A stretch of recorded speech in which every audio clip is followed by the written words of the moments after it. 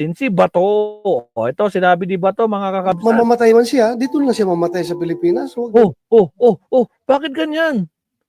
Ito yung statement niya kanina, mga kakabsat, July 9, Wednesday, ngayon lang. sa ibang bansa. Sa gitna ng mga ulat na butot balat na lang ang dating Pangulo, nanawagan si Senador Bato de la Rosa ng agarang pagpapauwi kay dating Pangulong Rodrigo Duterte mula sa ICC. Alam natin ngayon is Pangulong Duterte ay butot balat na daw, masyadong mahina na at na Yung last na nakita na picture natin kay Tatay Diggs, yung yan yung nasa likod ni Bato.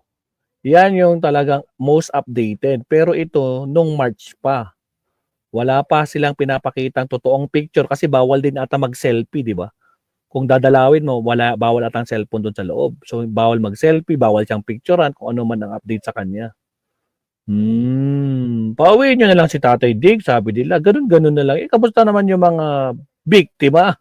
nagbigay na nga daw ng pasabi na kung mamatay man siya doon, doon na lang siya magpa-cremate doon na siya magpa-cremate sa dahig. It's a very sad information. So sana kung mamamatay man siya, dito lang siya mamatay sa Pilipinas, huwag doon sa ibang bansa. Para naman dating Pangulo ng Pilipinas yun eh. So while pending yung case sa ICC, gusto niyo mapauwi siya? Yes. Yung Diba? Yun naman dismissal lang While pending yung case sa ICC, gusto niyong pauwiin siya? Akala ko ba walang jurisdiction? Saan siya uuwi? Allah! Nakapaw! O sige, tuloy. case yung hiningi natin. Immediate repatriation of former President Duterte to the Philippines. May concern yung mga victims kasi daw may Yan. ebidensya pa rin ng mga Duterte na natatakot sila doon sa safety o security. Ano na matatakot na hindi naman presidente si President Duterte. Si President Marcos naman. Ano naman kinalaman ni President Marcos dyan sa EJK? Bakit mo sinisingit ba to? My goodness, di ba? Asan ang connect mo dyan, Bato? Kamote ka talaga eh. O sige, tuloy. Pati si Bongbong Marcos may dinadawit na ni Bato dito. Anong kinalaman ni Pangulong Bongbong Marcos sa EJK ninyo noon? Tandaan nyo, kayo ang magkakasama dyan at ikaw ang commander. Diba? Sinabi ni Digo, hindi nyo kilala yan si Senator Bato? Commander ko yan. Tragis. Sige, tuloy. Ang presidente ngayon at yan ay kayang-kaya pangalagaan ng Malacanang yung kanilang safety. Impluensya. Sinong impluensya ni Pangulong Duterte? Tingnan mo yung expression ng mukha niya. Kitang-kita talaga, no? Nako pa, bato sa langit. Authentic pa din ang nasa utak.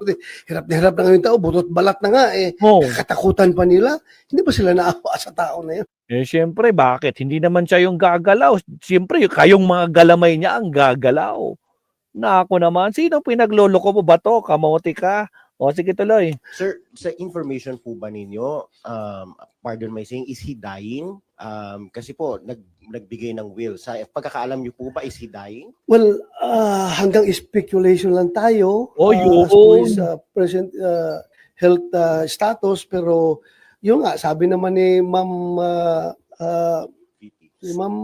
Elizabeth Zimmerman, di ba? Siya nagsabi doon na He's okay. Sinabi ni Zimmerman. He is okay. Umuwi na kayo. Don't bother. Tragis. butot balat na daw. At payat. So, meaning, is not in good health. Oy, hindi Hindi ganyan ang sinabi ni Zimmerman. Sabi niya, he is okay. Di ba?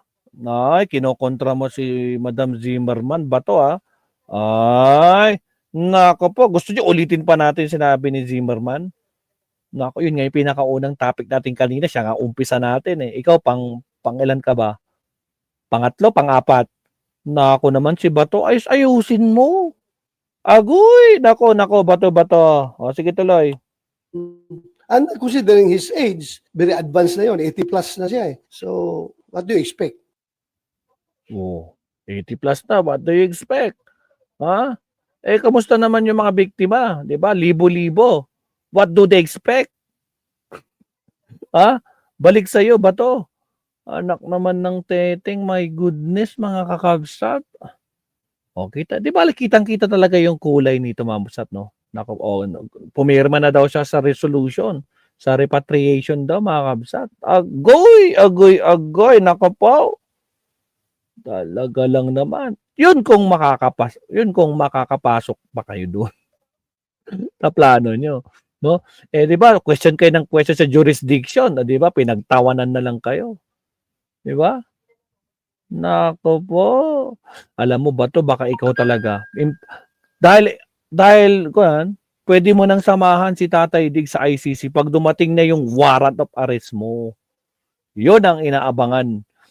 At nakahanda na si General Torre kapag nandyan na yung warrant of arrest, gagawin na nila yung trabe at talagang gagawin nilang lahat. Agoy! Good luck sa'yo, Bato de la Rosa. O siya, maabsat, nakakabaw. O meron pa ba tayo dito? Dito tayo kay Dito tayo kay Attorney Claire. Kaninang umaga lang to. Ay, kahapon to. Mrs. Zimmerman mentioned na butot balat na daw si former President Rodrigo Duterte. Do you think this is a cause of concern considering that the investigation about the alleged human rights violations still ongoing? Sa napanood po natin na pagsasalita ni Ma'am Elizabeth Zimmerman, sinabi niya na pumayat, yes, pero mukhang healthy. Ayon sa kanya.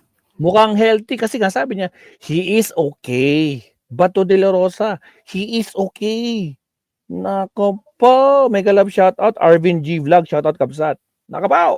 At he's okay. Ang sabi pa nga daw ng dating Pangulo ay, you go home. Oo, I'm fine. tama. You go home, I'm fine. Don't bother. Tragis. I'm okay. So, at hindi na daw siya nag-take ng medicine. Kasi nga, No? hindi na kailangan. Parang maintenance. So, it's good for him. Good for him. Kasi nga, hindi na kailangan ng maintenance. Meaning, malakas na siya. Di ba? Mukhang opposite naman yung pinagkakalat nyo para maawa lang yung tao, di ba? Ano yun? According to Ma'am Elizabeth Zimmerman. At yun din naman ang ibinalita ni VP Sara ng Vice Presidente. Kanina yatang umaga. So, saka mas maganda po talaga na natitignan naman po ang kanyang kalusugan doon mismo sa dahig. So, hindi naman po pababayaan ang Pangulo, ang dating Pangulo doon. So you don't see this as a cause of concern given the situation?